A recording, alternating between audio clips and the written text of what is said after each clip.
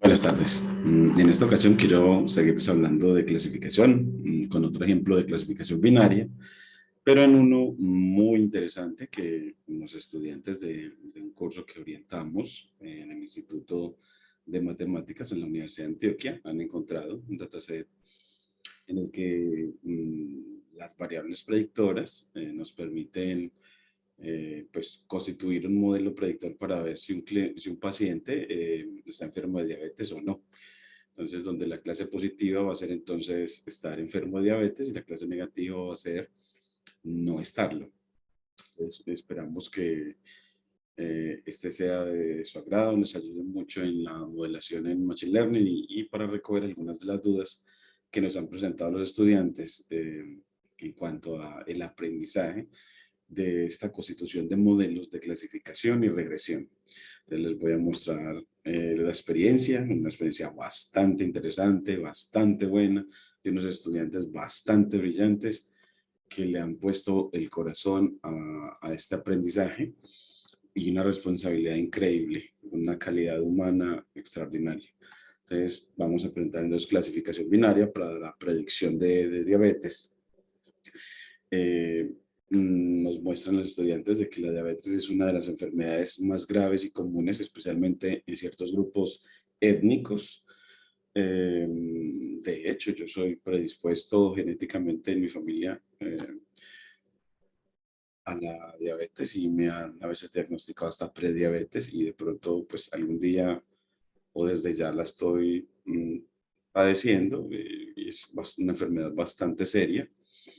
Eh, También nos cuentan en este dataset de que la población de indios Pima de Arizona tiene una prevalencia de diabetes muy alta, mayor a la de cualquier otra población definida geográficamente.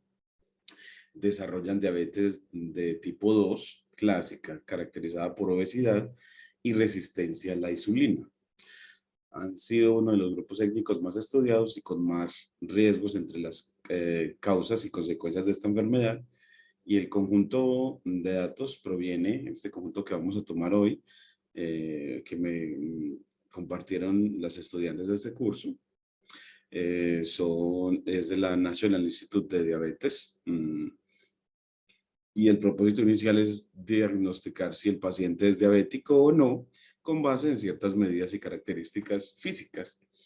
Se tienen 768 registros que corresponden a pacientes mujeres indias, PIMA de Arizona, de al menos 21 años de edad, y con base en los datos consta de 8 variables predictoras o explicativas y una variable que hace referencia al diagnóstico final de diabetes. Nuestra variable o nuestra target o variable objetivo. Vamos a describir entonces las variables predictoras y objetivo en este caso. En principio el dataset las va a llamar pregnancies o número de embarazos, la glucosa, concentración de glucosa en el plasma, blood pressure, que es la presión arterial, diastólica, skin thickness o grosor del pliegue de la piel, insulina o el nivel de insulina, BMI o el índice de masa corporal, diabetes PF, función de pedigrí de la diabetes, y age, como la edad del paciente, y outcome diabetes, que es el diagnóstico que se da bajo los criterios de la OMS, 1 para positivo, 0 para negativo. Entonces así ya tenemos y vamos a hacer el renombrar estas variables para facilitar la codificación en este proceso de modelación. Importamos en inicio en un Pandas y Matplotlib, como es usual, y con el nombre de una forma de notación que haga fácil la codificación. Entonces podemos simplemente llamar al dataset obtenido como D, cuando lo constituyamos como un data frames, a partir de la función pd.read -csv. Así ya tenemos nuestro dataset y vamos a renombrar entonces los atributos, aunque lo podemos ver con d.keys.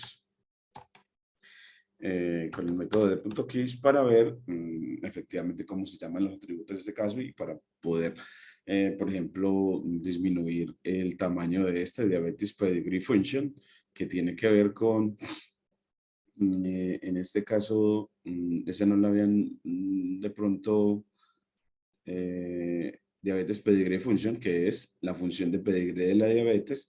Entonces, bajarle esa función de pedigree o simplemente dejémoslo en pedigree de la diabetes, función de pedigree de la diabetes, a ese atributo predictor. Entonces vamos a renombrarlo utilizando la función pd.rename de pandas, modificando el parámetro columns, dándole un diccionario con los nombres que tenemos, cada uno de los nombres que tenemos, y como claves, los tomamos acá como claves, el primero, control C, control V, y el nombre que le vamos a dar, pregnancies, que sería el número de embarazos. Entonces, pongámosle embarazos, embarazos.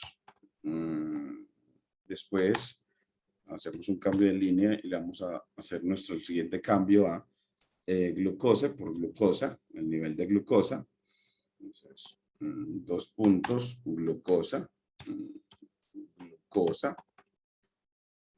También delimitado con comillas simples, como cadenas de caracteres, coma, y el siguiente es blood pressure, que significa en otros la presión arterial, pongámosle presión, la presión arterial. Entonces,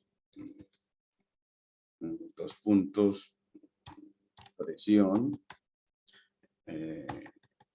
para poder con mayor facilidad codificar. Después seguiría skin thickness. Entonces, bueno, pues tendremos que ese es el grosor del pliegue de la piel. Entonces, grosor, simplemente grosor del pliegue de la piel, simplemente grosor. Grosor, grosor. Y después seguiríamos con insulin, de insulina, o el nivel de insulina. Acá, insulin, insulina, insulina, que es el atributo que nos habla sobre el nivel de insulina en la sangre de nuestro paciente. Después seguiríamos con BMI, que es el índice de masa corporal. Entonces aquí le ponemos control V, 2 puntos, llamémoslo de la misma manera, BMI, BMI, pero ya en minúscula, índice de masa corporal, BMI, también está corto, BMI, y seguiríamos con diabetes pedigree function. Entonces simplemente lo podríamos llamar pedigree. Entonces aquí le ponemos 2 puntos pedigree, pedigree,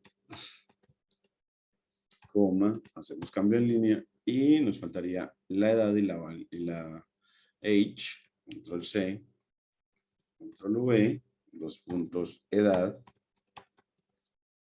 y por último la variable de salida, que la llamaremos tiene diabetes o no.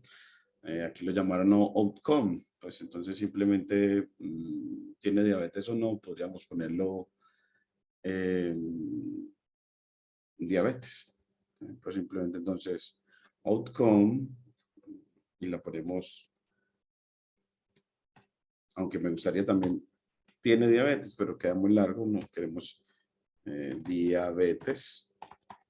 Entonces, bueno, ya con eso tenemos todo el renombramiento. Aquí nos dice que Panda no tiene atributo rename. Vamos a ver aquí, este rename, ese nosotros lo llamamos, vamos a buscarla en internet, la función pandas.renames. Vamos a ver si es que tenemos un error en el nombre, renames. Aquí aparece la documentación de que sí existe, tal vez no tenemos un problema es en la manera en que llamamos, en que la llamamos. Mm, Aquí vamos a ver la manera, el uso del ejemplo de uso de dataframes.rename. Entonces tenemos que darle nuestro dataframes.rename. Nuestro dataframe se llama en principio de .renames y listo. Entonces ya con eso es la manera en que lo utilizamos. Y ahora sí podemos ver si hemos renombrado y vemos que efectivamente sí, las predictoras son embarazos, glucosa, presión, grosor, insulina, BMI, pedigrí de edad y la variable objetivo se llama diabetes. Nos queda más fácil para la codificación, 768 instancias, 9 columnas, 8 predictores y una columna de etiquetas. Ya cuando lo tenemos así, pues bueno, podemos aplicar la primera parte que es la descripción tabular de los datos. Entonces aquí la descripción tabular, tabular de los datos. Esa descripción empieza, usualmente a mí me gusta que empiece con a nuestros datos, aplicarle el método info. Y con ese método info, pues ver que si hay 768 entradas y cada uno de los atributos tiene 768 valores nulos, lo que nos confirma que no tenemos valores faltantes y que muchos de los atributos son de tipo entero y solo dos, el índice de masa corporal y el pedigree de la diabetes, de la familia, de la función de la diabetes, también es de tipo flotante, es decir, un dato de alta precisión. Mientras que la edad y la variable objetivo también es de tipo entero. También con describe podemos ver para las variables numéricas, en este caso todas las variables son numéricas, pues podemos ver cuántos valores no nulos hay, vemos que efectivamente nos confirma que efectivamente son 768, que es el total, que nos da la media de cada uno de los atributos, mostrándonos que las medias varían mucho, lo que también nos dice que efectivamente es mejor escalar los datos. Y todo lo confirma la desviación estándar y el rango en el que se mueven los datos, desde el valor mínimo hasta el máximo. Vemos que, por ejemplo, para el de embarazo se mueve de 0 a 17, mientras que el de glucosa de 0 a 199, entonces la escala es es diferente entre estos dos atributos. El de presión de 0 a 122, el de grosor de 0 a 99. Entonces, lo que muestra es que tenemos escalas muy diversas y que será necesario escalar los datos. En este caso, podemos tomar min-max scalar, si uno quiere que el rango donde se muevan en intervalo 0,1 o estandarizar los datos, restando en la media y dividiendo por la desviación estándar para que ya se muevan en un rango más o menos entre -3 y 3, mayoritariamente, eh, con media 0 y desviación estándar 1. Bueno, podemos ver los histogramas que nos permiten, aquí lo aplicamos a nuestro DE, aplicando el método GIS de pandas, y vemos como las distribuciones de cada uno de los atributos, vemos que a pesar de que los embarazos se mueven de 0 a 17, pues los embarazos mayores a 10, pues se presentan en muy baja medida, pero el no tener embarazos o tener pocos embarazos menores a 5, es mayoritariamente se presenta aún más. También vemos que con respecto a la insulina, niveles bajos de insulina son los más frecuentes, mientras que los niveles altos de insulina son los menos frecuentes, que la diabetes tiene un comportamiento más o menos acampanado, así también como el índice de masa corporal. Y bueno, entonces podemos, y que la diabetes, como esperamos, este también nos confirma de que es una variable, en este caso, a ver el objetivo, es una variable con sesgo, en la que no tenerlo se presenta mayoritariamente con una frecuencia de 500 y tener diabetes se presenta casi en 300 de los casos.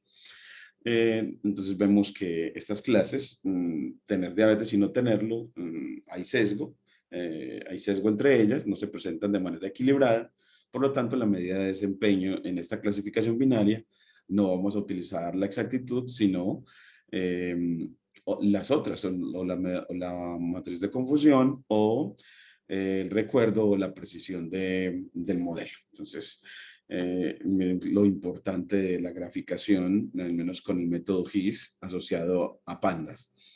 El método de info ya lo aplicamos y también una manera alternativa que puedes ver para cuántos datos nulos hay es aplicarle a nuestro data frame el método isNull y aplicarle luego el método suma para que él le entregue para cada atributo el número de valores nulos que hay y para que te confirme que efectivamente para cada atributo no hay valores nulos en este caso. Es son dos métodos muy útiles, isNull y sum, también para establecer si hay datos faltantes. Y ahora pues vamos a establecer si hay correlaciones con la variable objetivo.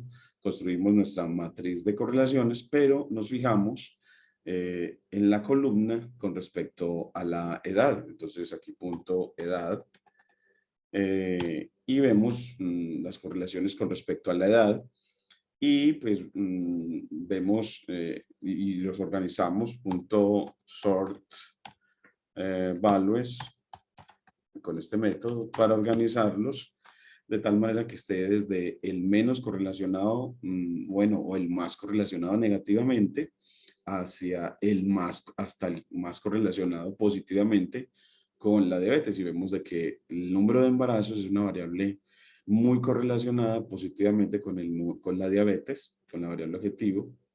En este caso A, con la variable objetivo sería no edad, sino diabetes.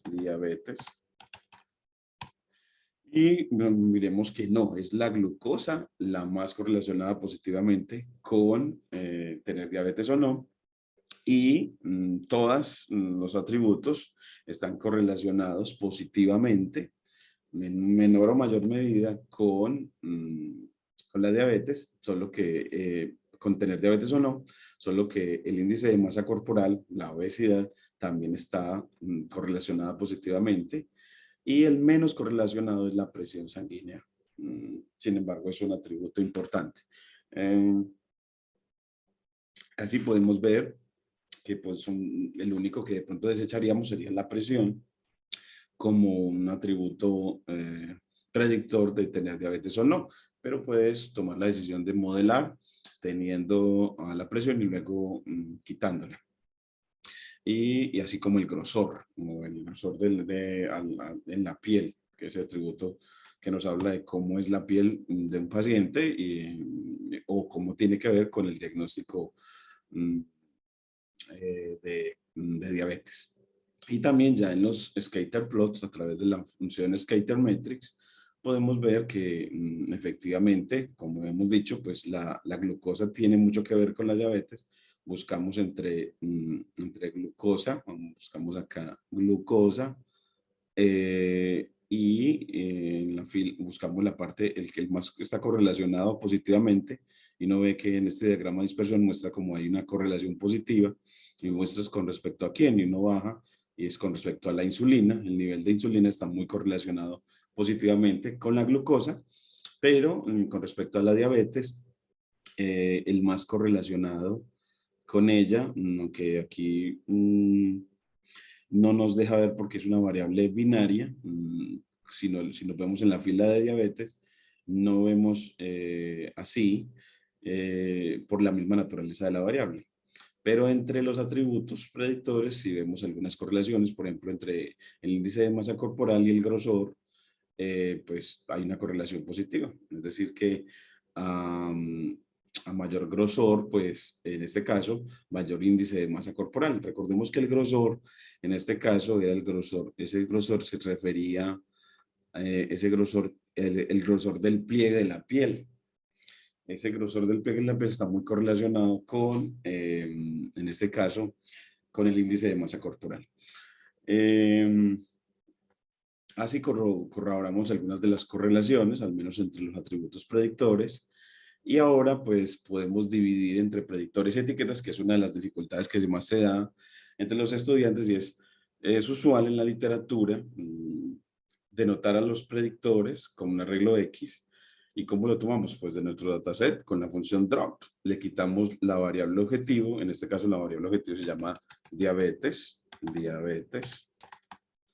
Axis 1. Y bueno, pues así va a tener el arreglo X de predictores. En este caso como un data frames. Y de punto diabetes vas a obtener una serie de pandas que la vamos a llamar Y. Entonces, así puedes dejarlo y así tener la división, así como data frames, entre predictores y etiquetas. La notación de X y Y me parece muy adecuada para dividir, para denotar quiénes son los predictores, el arreglo X, quiénes son las etiquetas, el arreglo Y. Me parece muy apropiado y es eso lo que te guía mucho para el proceso de división en entrenamiento y testeo, que es mejor hacerlo antes de cualquier preprocesamiento de datos y después del preprocesamiento la selección de modelos y el afinamiento del modelo que mejor se desempeñe. Entonces, bueno, después de dividir entre predictores y etiquetas, divides en entrenamiento y testeo con train test split para tener un arreglo X-train, es decir, de los predictores para entrenamiento y un X-test, es decir, de los predictores de testeo, un Y-train y un Y-test. Al llamar a la función, función train test split, que hace un muestreo puramente aleatorio, y aunque para datasets muy pequeños siempre será bueno hacer muestreo estratificado, pero en este caso tienes que ponerte a la tarea de ver, bueno, con respecto a quién vas a hacer la discriminación o el criterio para hacer el muestreo estratificado. Por ahora lo vamos a hacer puramente aleatorio. Vemos el desempeño y en un próximo video te muestro si hacer un muestreo estratificado mejora el desempeño de nuestro modelo. Y aquí con random states en 42 hacemos ya la división en entrenamiento y testeo. Este es train test split XY test size de 0.2 random state de 42. Aquí nos faltaba llamar a la función y ahora sí tenemos nuestra división en entrenamiento y testeo. Y cuando ya los tienes, puedes programar todo el proceso de escalamiento de datos al programar tu pipeline y demás. En este caso, pues, los estudiantes llamaron a Standard Error Scaler, queriendo decir que tomaron la decisión de normalizar los datos, es decir, a cada atributo restarle la media y dividirlo por la desviación estándar de cada uno de los atributos. Esa es una de las metodologías de escalamiento de datos. Entonces escogieron esa. Uno lo nota por esto, pero sería bueno que siempre describieras que esa fue la decisión que tomaste y de pronto una razón de por qué. Entonces en este caso, vas a encontrar que cuando lo apliques, los datos se van a mover en un rango de entre más o menos entre -3 y 3. Más o menos mayoritariamente lo vas a encontrar ahí, pero lo que sí vas a encontrar es que la desviación estándar te va a dar 1, ya con los datos escalados, bajo estandarización y con media cero. Entonces, acá no lo voy a aplicar. Mi recomendación es simplemente traer la clase y hasta ahora pues borramos esa parte porque eso lo programamos cuando vayamos a hacer el pipeline. Entonces aquí toda esta parte la borramos. En este caso, si no hay nada más es porque los estudiantes tomaron la decisión de solamente escalar los datos, no programar nada más en ellos. Entonces, pues si nada más va a escalar los datos, en cuanto a procesamiento de datos, nada más los va a escalar, entonces simplemente instancia un escalador llamando a la clase standard scalar.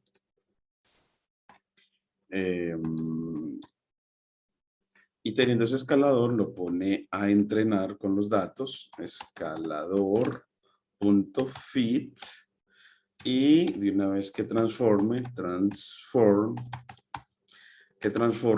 a los datos de entrenamiento, a las etiquetas de entrenamiento, y así eso nos facilita mucho la anotación. Entonces ya sabes que uno entrena entrena el escaladores con los datos de entrenamiento, tanto los predictores como las etiquetas. Bueno, las etiquetas no, porque el procesamiento no se hace sobre las etiquetas. Simplemente así va a transformar y va a obtener unos X-train, pero escalados, que esos son los que va a seguir pues utilizando mm, para la modelación. Para la modelación, esos son los que va a utilizar los X-train escalados. Em, entonces, hasta aquí voy a dejarles como la parte en la que muestro qué es lo que debemos de hacer a partir de lo que los estudiantes nos mostraron en su proceso. Entonces, acá vamos a dejar hasta ahí los datos y aquí nos dice, bueno, estándar SQL no tiene atributo fit transform, entonces vamos a ver si lo copiamos bien, y es transform. Y una de las cosas que hemos encontrado también es que aplicas el método fit transform, pero solamente a los datos de entrenamiento, y ya los nuevos datos en el que vayas a utilizar este escalador para escalar los datos, valga la redundancia, pues simplemente le aplicas transform para que él utilice lo que aprendió mm, es decir, les va a restar la media de cada atributo, pero la media de los atributos en el conjunto de entrenamiento. Entonces siempre va a utilizar para estandarizar los datos la media de cada uno de los atributos del conjunto de entrenamiento. Entonces, en nuevos datos, si le aplicas fit transform de nuevo, él recalculará la media para los nuevos y no queremos que eso lo hagan, necesitamos que siga trabajando o siga escalando los datos utilizando la media y la desviación estándar de los datos de entrenamiento. Es así, cada instancia que quieras evaluar en el modelo, todo lo que quieras hacer, los datos con los que quieras hacer, los vas a escalar de nuevo, pero utilizando lo que él aprendió para escalarla, lo que aprendió en el conjunto de entrenamiento. Entonces, todo es con respecto al conjunto de entrenamiento. Eso es lo que quería puntualizar en este momento. Y así te muestro entonces todo lo que tenemos que hacer para luego utilizar la estrategia de los estudiantes, muy buena, y es que para la selección de modelos tomaron al SGD Classifier, que sirve para clasificación binaria, el Random Forest, también utilizaron el árbol de decisión. A mí me gusta ponerlo de segundo, control X, ponerlo de segundo. También utilizaron una máquina de soporte vectorial, también utilizaron K-Neighbor Classifier y a Logistic Regression, entre todo el abanico de modelos que van a ser para la selección del modelo. Entonces van a obtener 2, 4, 6 modelos para hacer la selección y de él sacar cuál se desempeña mejor en cuanto a una medida de desempeño muy interesante en este caso, y es que para la detección de enfermedades en clasificación binaria sería bueno el recall score, porque medir el desempeño en cuanto a privilegiar el poder de detección es muy bueno, porque queremos ver en definitiva cuál es el porcentaje de acierto al detectar la enfermedad, la diabetes. De tal manera que una de las cosas en esta modelación que queremos privilegiar es el poder de detección. Entonces uno después va a querer mejorar ese desempeño moviendo la frontera de decisión, que es moviéndola para poder privilegiar el desempeño del recuerdo para este modelo.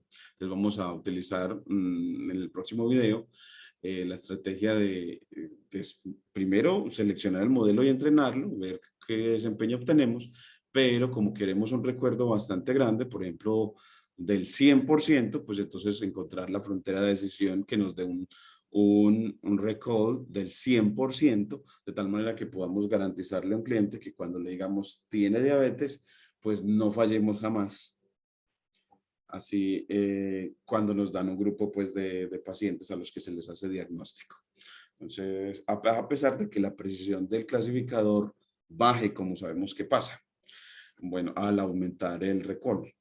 Entonces, muchas gracias. No olviden pues suscribirse a mi canal para seguir en este aprendizaje del Machine Learning, en esta nuestra nueva metodología de enseñanza de la matemática a través de cuadernos interactivos y a través de diseño de libros de texto interactivos. Muchas gracias.